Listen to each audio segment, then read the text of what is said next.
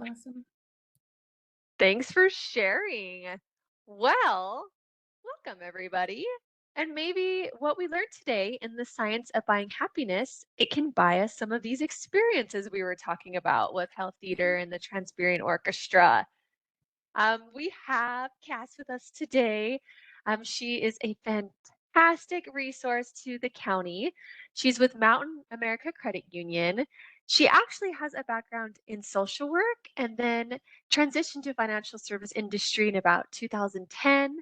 She has a huge passion for helping our Salt Lake County employees and others reach their goals. She also has a master's degree in education, and she likes to create these engaging learning experiences to help us with our financial growth. So we're so excited to have Cass with us here today. I will turn the time over to you. We have a PDF in the chat. I will resend it so that you guys can use it as we go along with the workshop. Yes, and so one thing to tell you about the PDF is that it does work best in a PDF reader. It gets a little clunky, especially on the third page where you start to do the budgeting. If you're using it in Chrome, and even if you just use it in Chrome today and save it and then email it to yourself so you can work on it at home, that's going to be a really great start. And really enforces the messages that we're trying to send today. So thank you for that introduction, Sadie. I really appreciate it. Today we are going to be talking about the science of buying happiness. But we actually covered this with you guys back in June. Out of curiosity, did anybody attend that session?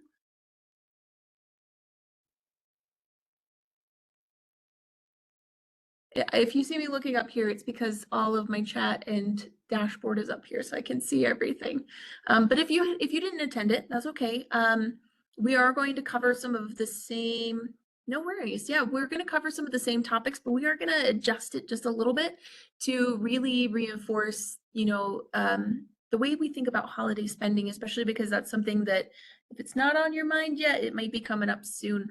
So we're going to talk through three specific topics here. We're going to talk about what it means to have enough, and we are also going to talk about how spending money on time and expense, or excuse me, time and experiences can increase your happiness. And then we'll also talk about what to consider as we invest in others. You guys probably know just about every money plan out there that you can find. That was interesting. Okay. Can you guys still see my science of buying happiness slide? Yes. Okay, cool. It blacked out on my side. That's why I got a little anxious. Um, but what we want you to be thinking about, or essentially there's a framework that you can use for giving that will help you feel more fulfilled as you're giving.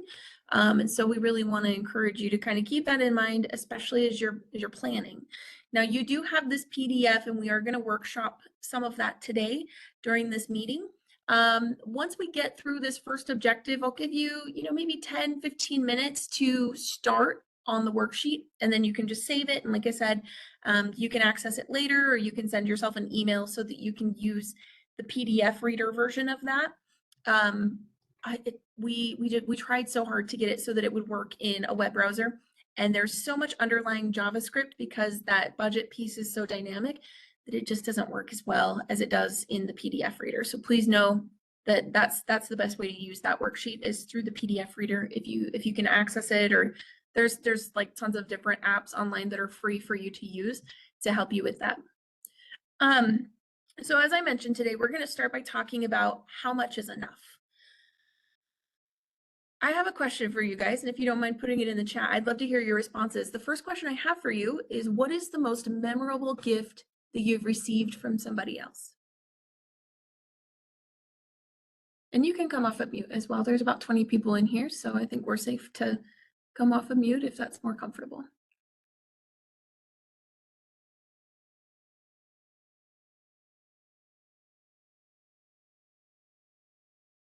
Oh, yep, of course. What is the most memorable gift that you've received from someone else? The gift of time. Holly, will you expand on that for us a little bit? So some of my favorite things are just like when my family gets together for like my birthday this year, they planned a hike and a walk and a dinner and just that time together. They didn't have to spend money. I asked them not to get any gifts, but the gift of time was important to me. So I appreciated Yes. that. I love that, and that really reinforces one of the things I'm going to talk about here in a little bit. Thank you so much for sharing. It's a Awesome. great Thanks. example. Thank you. Anyone else?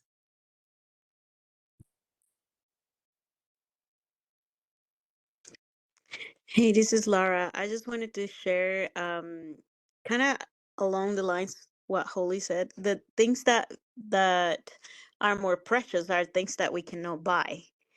Just those memories that you have with family during holidays or during vacation. And so I feel like those are the greatest things that for me as a kid I had now I hold dearly because, it's just the moments that you enjoy. Yeah, I love that. I love that you mentioned memories too.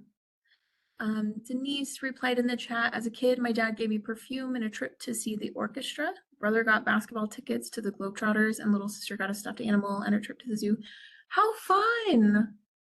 I love that. Sarah said, my kids know that I appreciate when they give me service, helping me in my yard and garden. Yes, I love that. And I think that this is a really fun question to ask because many of us, when we think about holiday spending, what do you guys find is the most challenging part when it comes to holiday spending?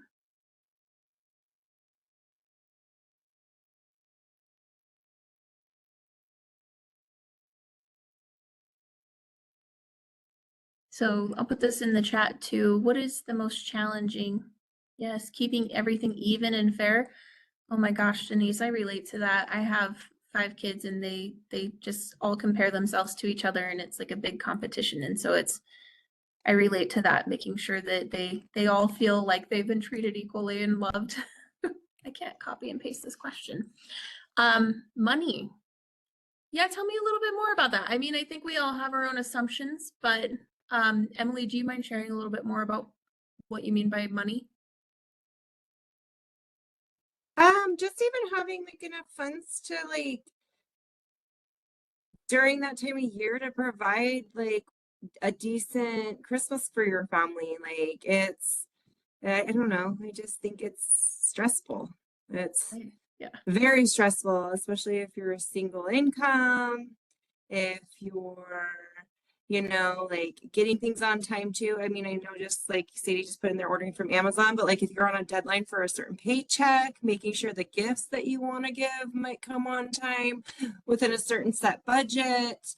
And like having the gifts be still thoughtful and I don't know. And then I don't know. I just stuff. Our kids gonna appreciate it, enjoy it. Like, yeah, well, the kids, oh, I wanted that. Like, I don't know. I think the holidays are just a stressful time of the year. You're totally right. They can be stressful for all of those reasons, especially when we're thinking about spending, do I have the money?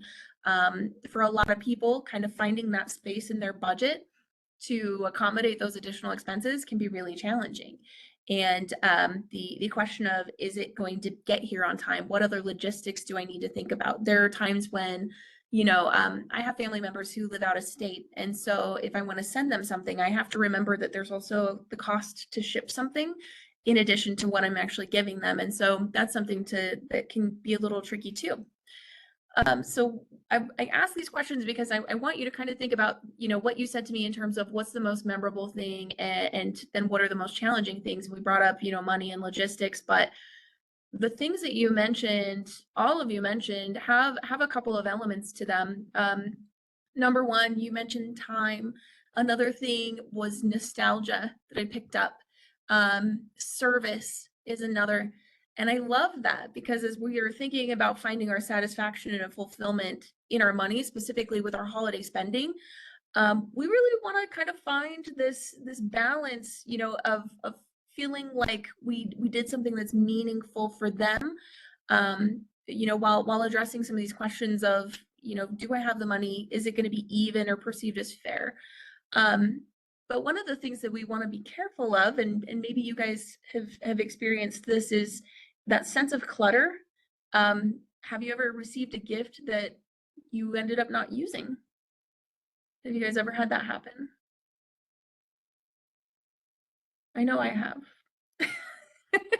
I've given a gift that people haven't used because feeling like I needed to gift something, and I just didn't know what, and knowing like this. So this, I'll tell you specifically, my spouse, he works in a shop where, you know, he was talking about having cans of soda on hand, and he was recently moved over into an office, and the office is kind of far from the shop. And I thought, wouldn't it be cool if you could just like reach into your mini fridge and get a soda, or you know, the refrigerated Reese's that you like to eat constantly. And I gifted him it, and guess what? It's still sitting in our bedroom, by his shoes, by the door, which was pretty clear like that was not an effective gift. And in retrospect, when I think about it, it probably would have been better to do something with him, like a date night, or you know, something that would have been meaningful for him, you know, than the fridge. So as we're thinking about, you know, how much is enough, and can I have enough, there's a couple of principles that we need to remember. So if you've sat in this presentation before, you probably remember this graph of fulfillment compared to money spent. This was originally published in a book called Your Money or Your Life from Vicki Robin and Joe Dominguez. They now have 3 editions of that book, with the most recent one being in 2018. So if you want to look that up, it's a really great resource. But the graphic here, it specifically shows that our fulfillment increases as we spend money, but only to a certain extent. And I think that's probably the same with like monetary possessions, right? There comes a point where things don't seem as valuable, right? Especially if it's not something that you perceive that you need or you want. But the interesting thing, because some of us have admitted that we've received gifts that aren't helpful, or in my case, given gifts that aren't helpful, we are in a society where people constantly want more, or we think that more is better, right? And what actually happens is we start to build up clutter, just like the fridge sitting by my bedroom door, which sounds so weird when I say it. So what we need to recognize is sometimes more is not better, especially in the context of spending money, or even having money for that matter, but also like the way that we might spend over the holidays. Okay.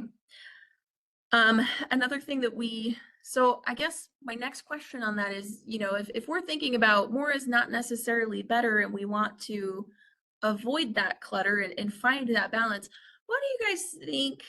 Like, how do you think you overcome that? Or where do you think you find that balance?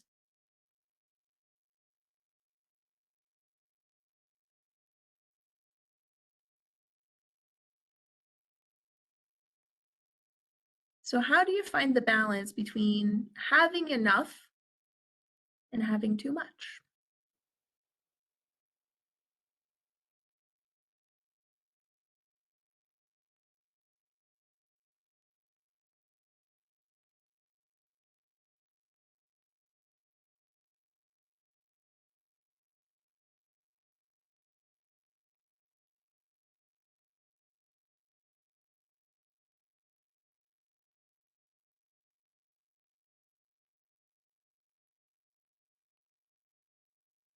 Reevaluating what you think is too much. Yeah, don't know. That's okay. That's why you're here, right?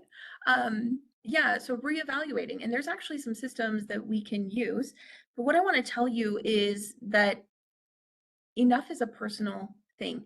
So what my enough is going to look like is different from what your enough is going to look like, and even what your peers enough will look like. We could probably have some similarities, but exactly what that looks like is hard to say.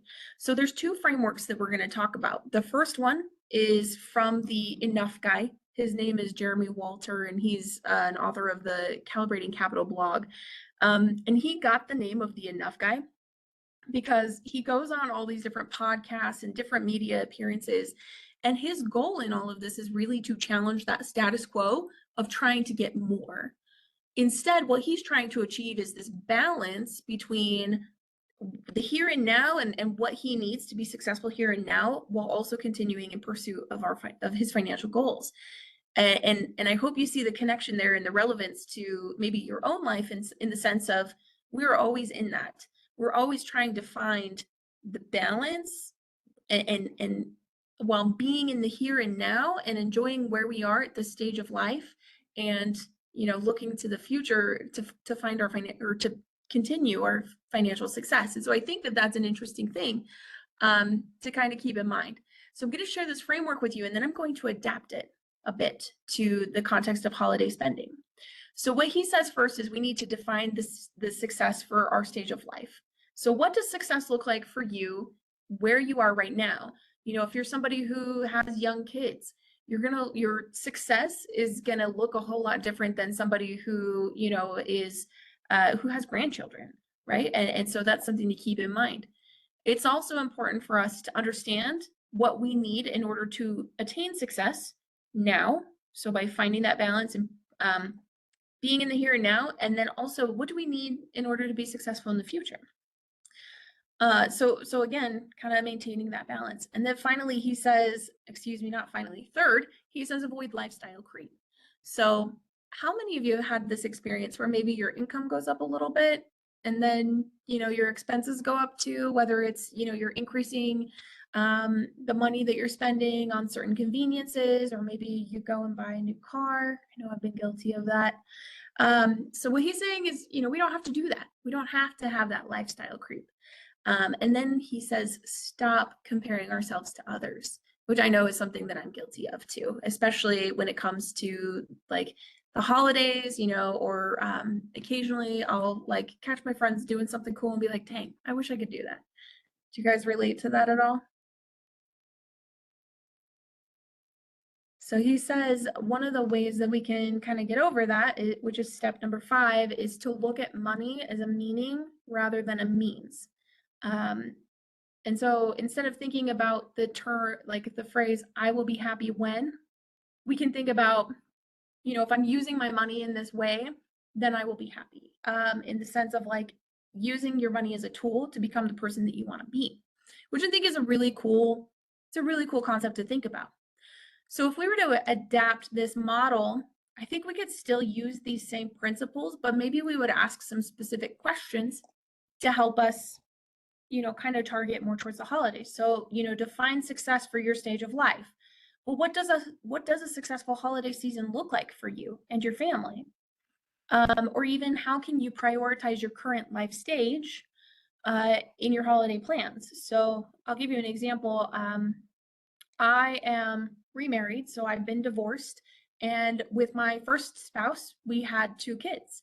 And we've adapted our holiday traditions so that it's pretty consistent. That was something that was important to me for our kids.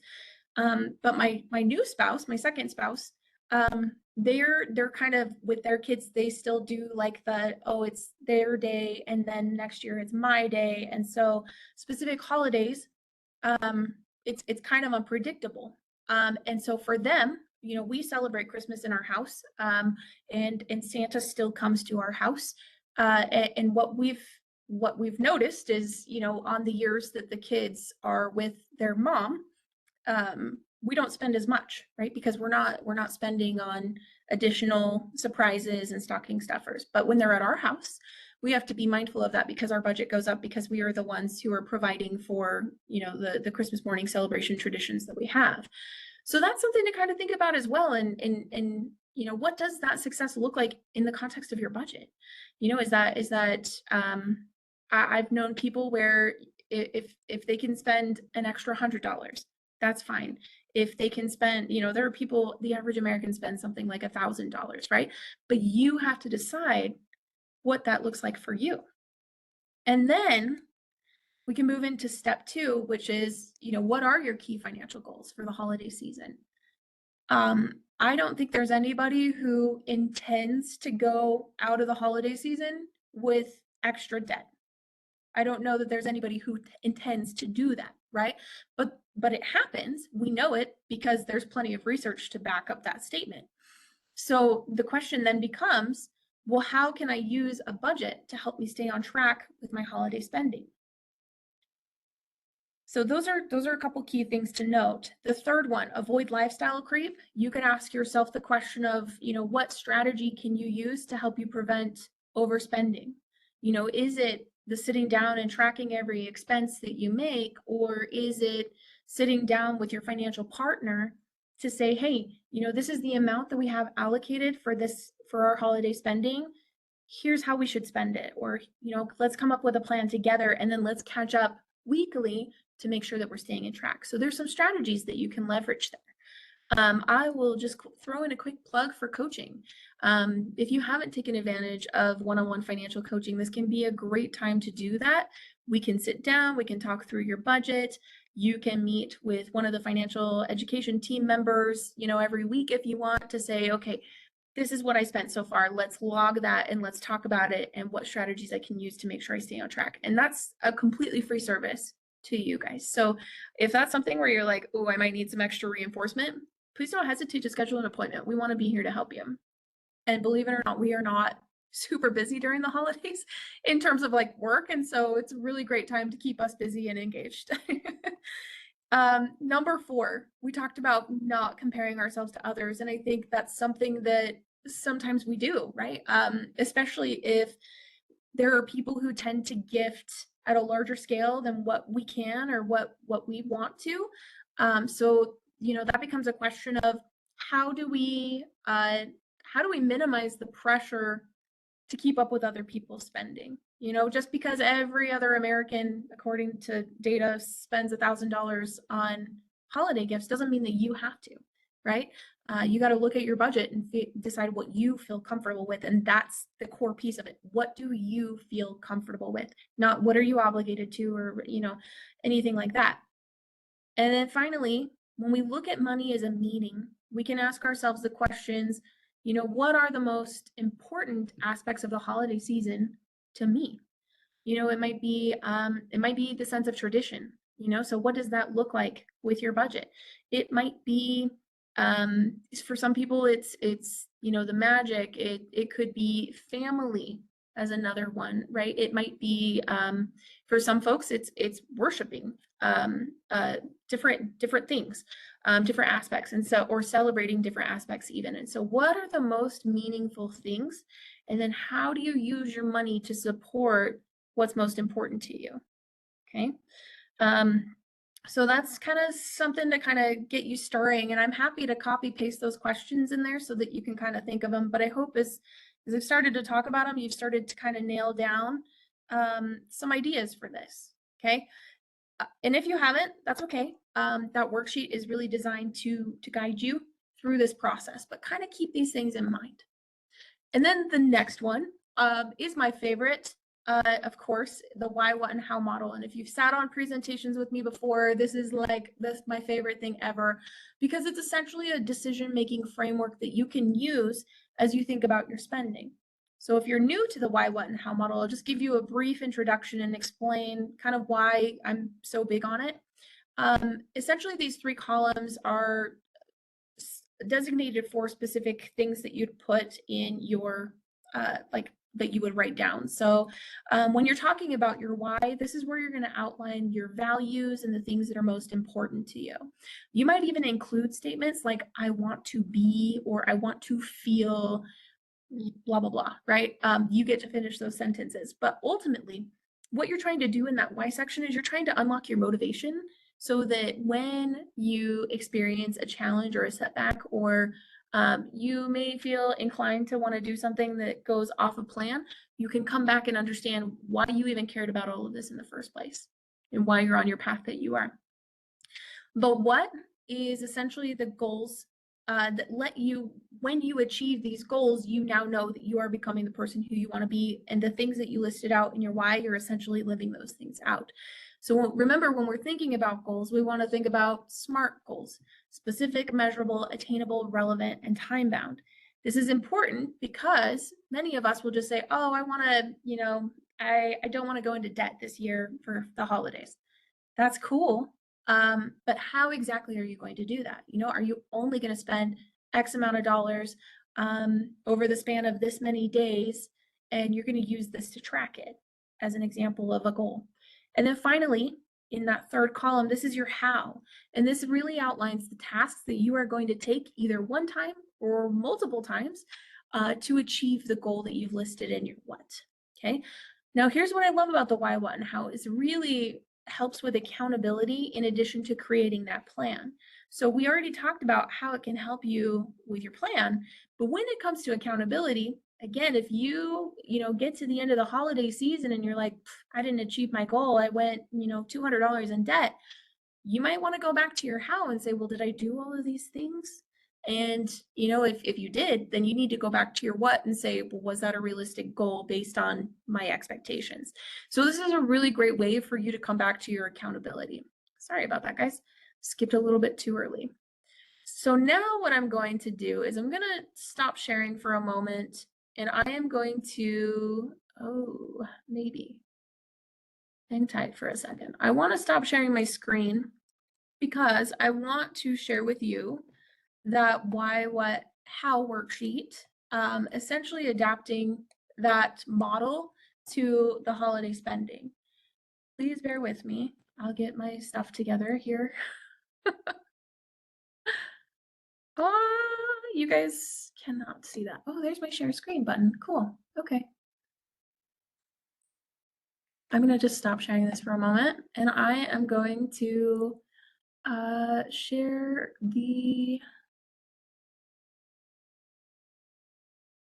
this screen right here. We'll just do this. No, we don't have to stop sharing. Okay. So you all should be able to see this this worksheet. Forgive my emotional support tabs. I know they're kind of obnoxious. Just try to ignore them. But what I'm going to do is I'm going to give you guys the next, let's say, 10 minutes to work on this. I'm going to keep this on this screen. I'm going to turn on some holiday music so we can all catch a vibe while we work on kind of establishing this first and second page where we're outlining our why and determining our what and setting some boundaries around what we will and we will not do. And then you'll write about how you get it done. Now, we're not going to delve into the holiday spending plan today, but what I do want you to know about this is that it is really dynamic. When you're using the PDF viewer, you can go in and enter in all these categories, and then it calculates all through here. So you can see for different categories what you are planning on spending, and then you'll see the total amount planned versus spent, and then your total holiday budget compared to your total actual cost. So this is actually like super cool and dynamic. We're way excited about it. You can even like change pages as well, which is really neat. So you've got a good way to execute your list and kind of keep track of it. But for today, during this session, we're just gonna have you work on these first 2 pages, okay? So I'm gonna turn up the music, and I'm gonna leave it on here. Please don't sign out if you finish early and you need a break, feel free to walk away for a minute. We'll get back on here at 12:40 and we'll continue going, okay? And if you do have any questions, feel free to put them in the chat. I will be monitoring that as well.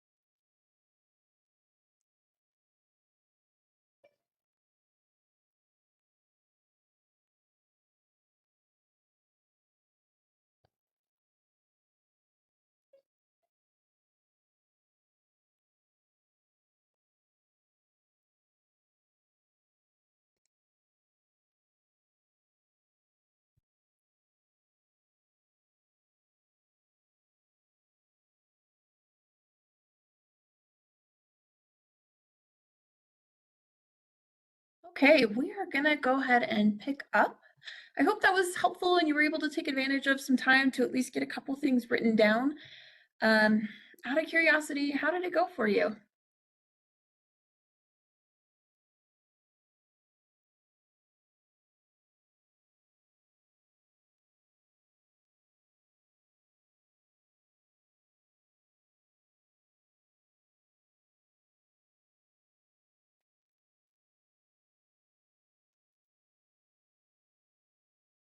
Cool, you need to take a little bit more time. Yeah, that's understandable. Sometimes asking these questions, if you haven't really thought through some of these things, or you haven't actually like put it on paper, can feel a little overwhelming, and that's okay. The goal in getting you to at least start that activity is that you kind of start to have some of these things in mind. Yeah, I love that you brought up you appreciated thinking about how you want to feel after the holidays. As somebody who really, really gets excited over the holidays, and my husband tells me that I spend too much. I have a plan to spend, but I spend too much money. It's something about keeping in mind how I want to feel, and that actually motivates some behavior that I do throughout the year. And I'll share that with you in just a little bit. But yeah, a lot of people get kind of caught up in the emotions and the pressure. And so, having that recognition of what you want to experience during and even after the holidays can help you start to think of strategies and how you'll plan things so that you can be prepared. But one thing that I will say that I don't think is said enough around spending money on other people is that it's okay to set boundaries, and it's okay to tell people, I don't want to spend money on this year.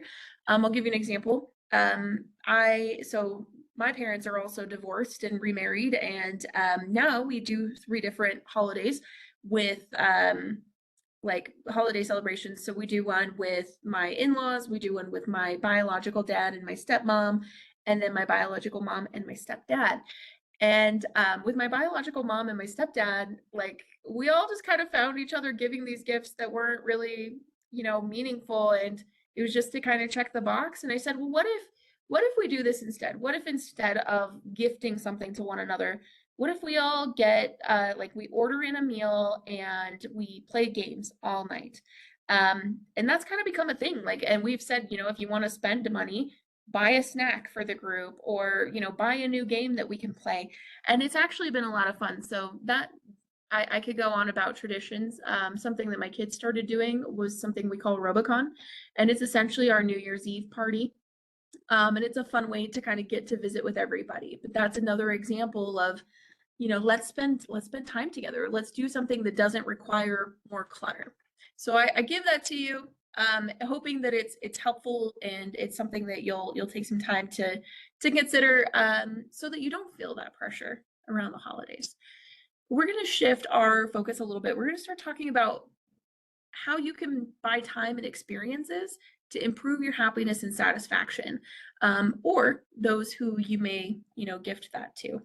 A couple of you had already mentioned, just the fact that somebody would give you time or give you or do service with or for you has been really meaningful. And I want to kind of underscore that with this idea of life energy. Has anybody ever heard of this before? Life energy?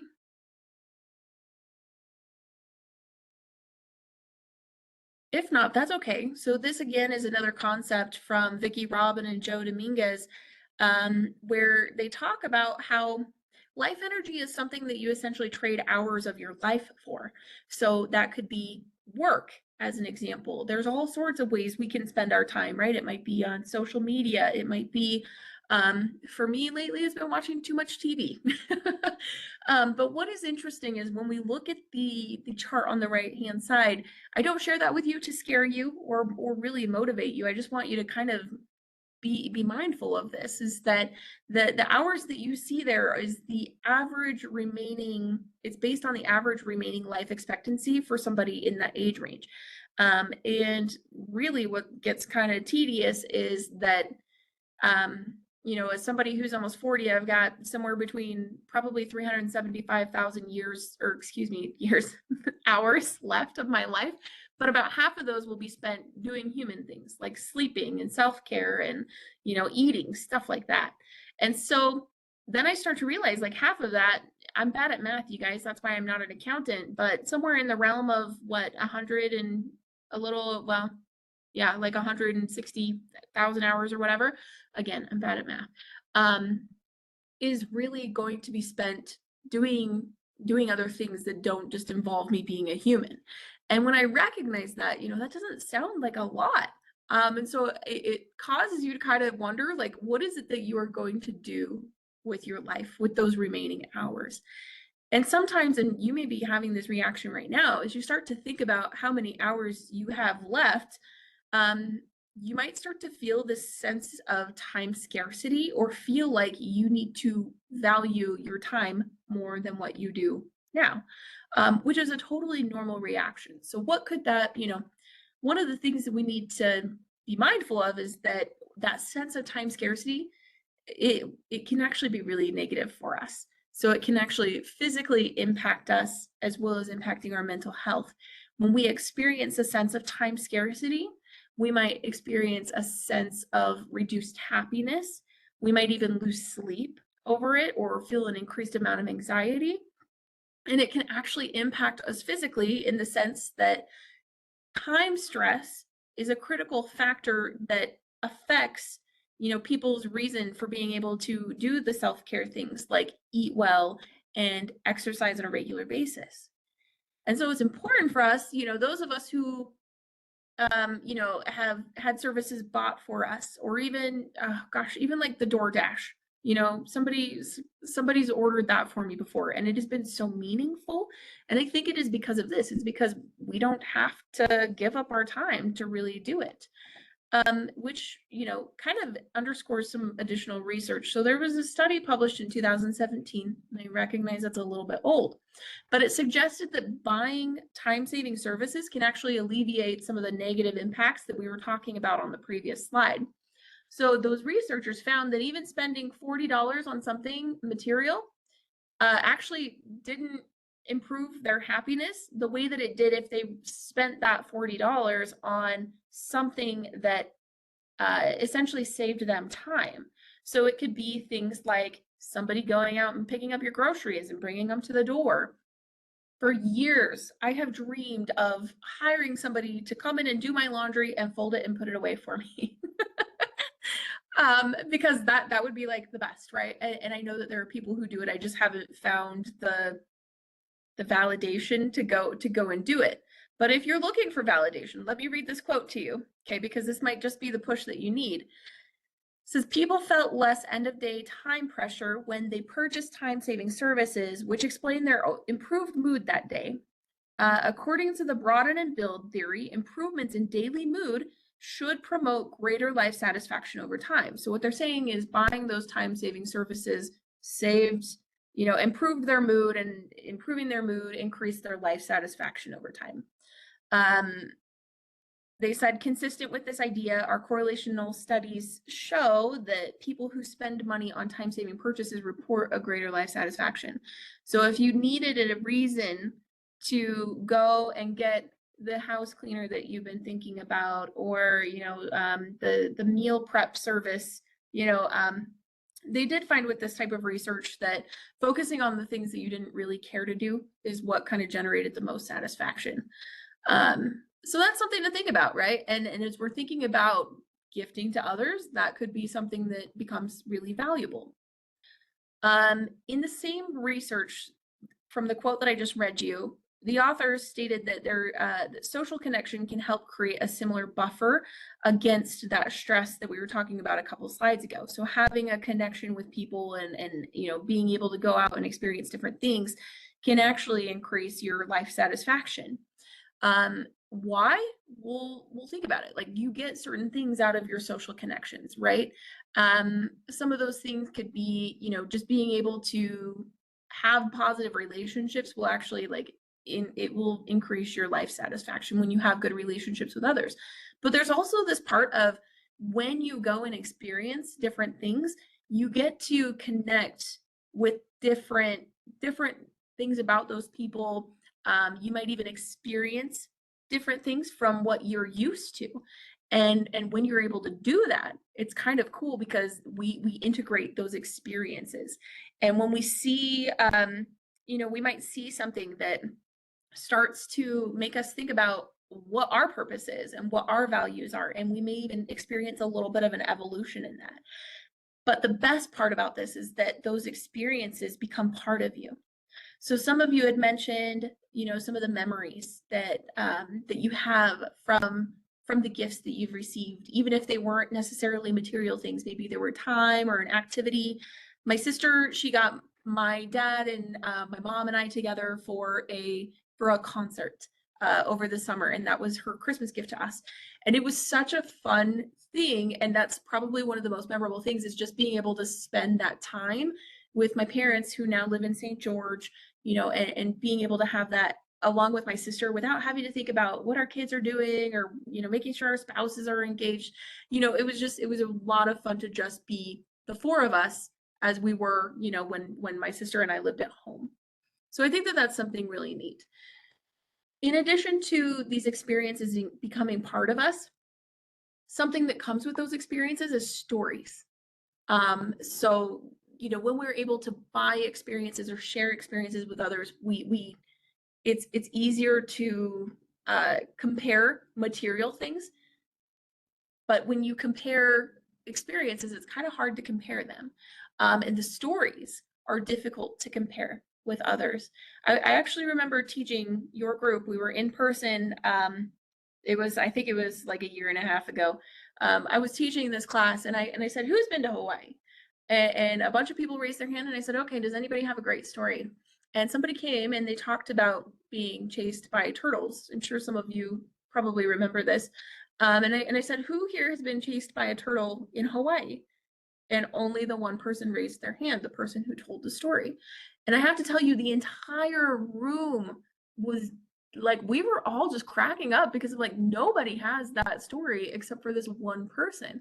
And that's the thing about experiences, is you just cannot compare those to what other people experience. And I think that that's kind of beautiful in its own sense, because we always talk about, and you guys were even mentioning it earlier in the chat, you want to make sure that everything feels fair and equal, and you want to make sure that it's meaningful, right? And I'm not saying don't buy your family gifts or whatever. Like, what I'm saying is maybe it makes sense to really think about experiences as gifts, or even giving them a gift of time, because it can create some of these really positive impacts, and they, as well as you, may even find more fulfillment in that gift.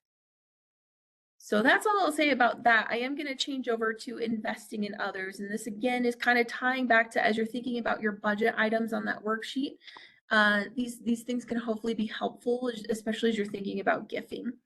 So there are some benefits of giving, but it's interesting because these don't happen if you expect them.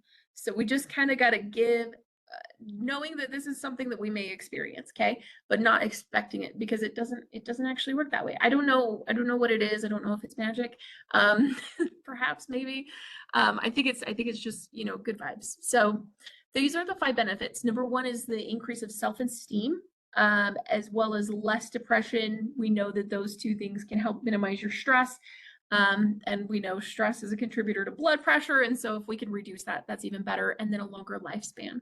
Here are the 3 C's that I want you to think about. The first one is make a choice. So when we are making, whoops, I skipped a slide, guys, sorry. When we are making a choice, we are essentially like finding something that we are good at, or something that kind of inspires us. And we're digging into that as a way to invest in others. And then we have the opportunity to make a connection.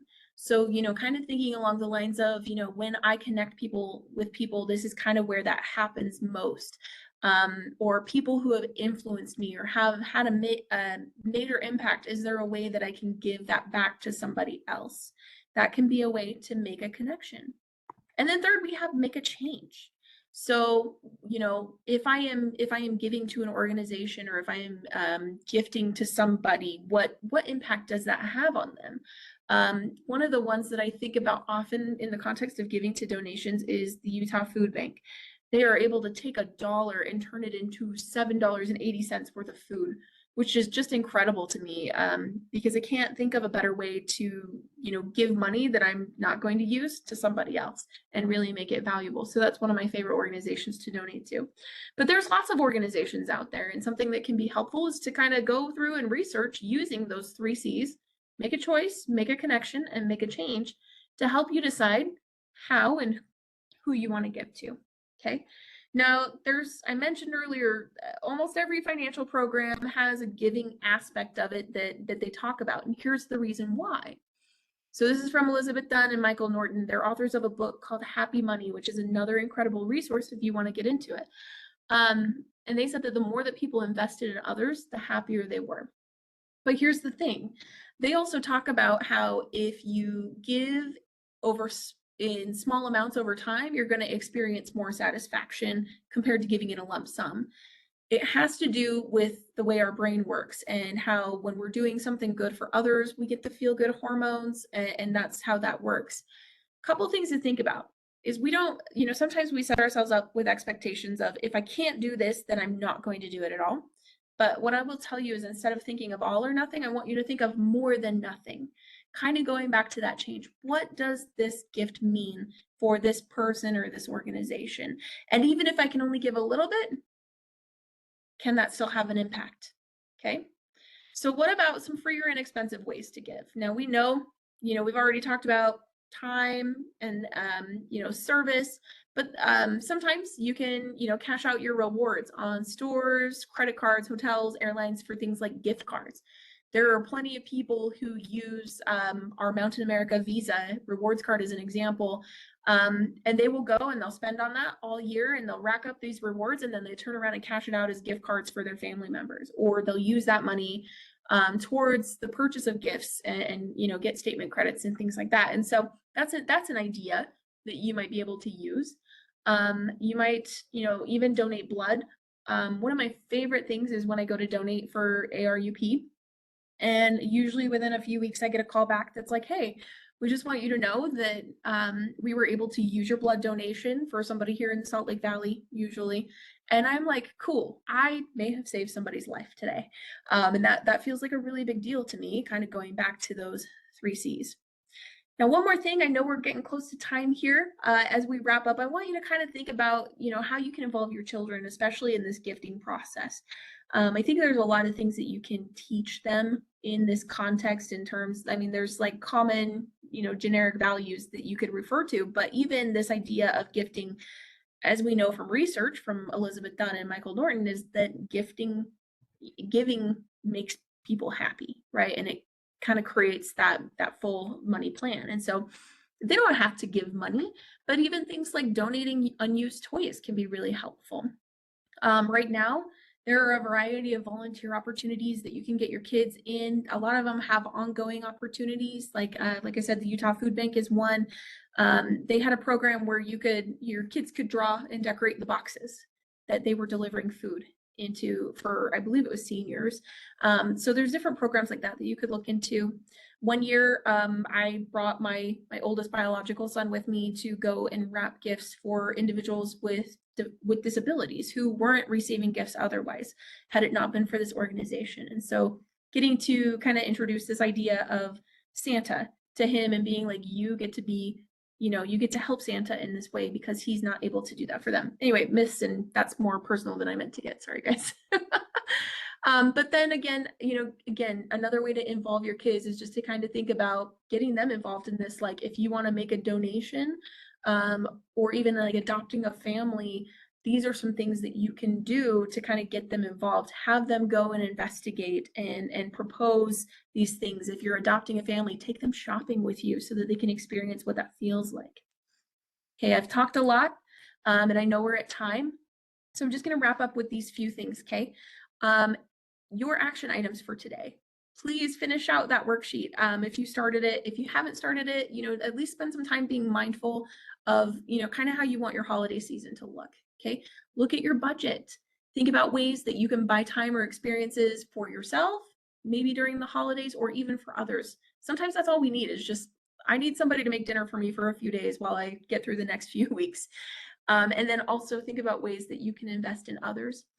Now, as I mentioned, we do have the one-on-one financial coaching. So if that's something that you want to participate in, again, it's complimentary and you do not need to be a member of Mountain America Credit Union to take advantage of that. And Sadie, correct me if I'm wrong. I want to say that they get points. They get wellness points. Yes, they sure do. So, our accounts are shut down right now, but when it starts up again in January, if you receive financial counseling in November, December of this year, we'll count it towards next year's points. Cool. That's awesome. Thank you. So yeah, please take the opportunity if you want to schedule that. Sadie also put that link in the chat for you, and I can drop it again. And then as we wrap up, if you would, one of the things that we're trying to do is change up our presentations a bit, make sure that they're effective. So if you don't mind just taking the 2-question survey that we have, you can scan the QR code and it will take you over to our form. And that's all I need from you today. That would help me out a ton. If you do have any questions, please feel free to, stay on. You can hop on the chat. I will also put my email address in here if you want to reach out to me directly. Happy to answer any questions you have. Like I said, make myself available for coaching, whatever we can do to support you. Have a great holiday season. And again, thank you for being on today. That QR code isn't working for your survey. Oh, no, really? Yeah, I just tried it on 2 different camera shoot. phones. Okay, that's good for me to know. Thank you for We couldn't telling. find the page, it says. Okay, well, you're off the hook. I guess I am too. Thanks for letting me know, guys. I will make sure we get that fixed for next time.